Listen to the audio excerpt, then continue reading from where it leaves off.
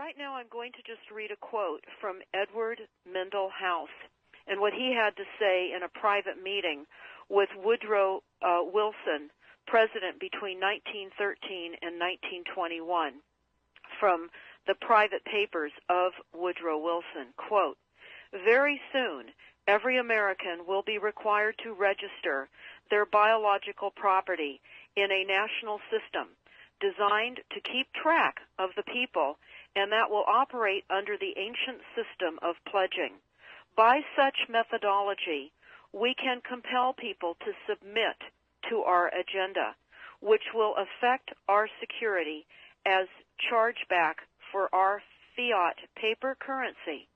Every American will be forced to register or suffer not being able to work and earn a living. They will be our chattel, and we will hold the security interest over them forever by operation of law merchant under the scheme of secured transactions. Americans, by unknowingly or unwittingly delivered the bills of lading to us, will be rendered bankrupt and insolvent, forever to remain economic slaves through taxation secured by their pledges. They will be stripped of their rights and given commercial value, designated to keep us a profit that will be none the wiser. For not one man in a million could ever figure out our plans, and if by accident one or two would figure it out, we have in our arsenal plausible deniability. After all, this is the only logical way to fund government, by floating liens and debt to the registrants in the form of benefits and pledges. This will inevitably reap us huge profits beyond our wildest of expectations and leave every American a contributor to this fraud, which we will call social insurance. Without realizing it, every American will insure us for any loss we may incur, and in this manner, every American will unknowingly be our servant, however begrudgingly.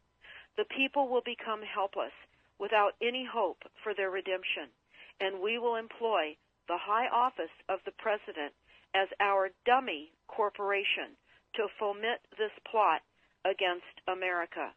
Having established plausible deniability, even if people become enlightened that they had a remedy and pursued it, the attorneys, judges, and legislators could claim that they did not understand the people's claims, especially if the technical requirements for achieving it were not followed pursuant to statutory requirements.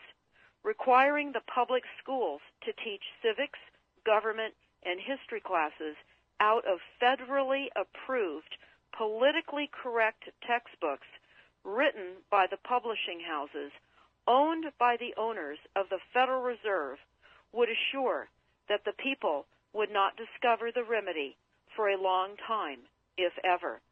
I would recommend that everyone read Fruit from a Poisonous Tree by Melvin Stamper, M-E-L-V-I-N, Stamper, S-T-A-M-P-E-R.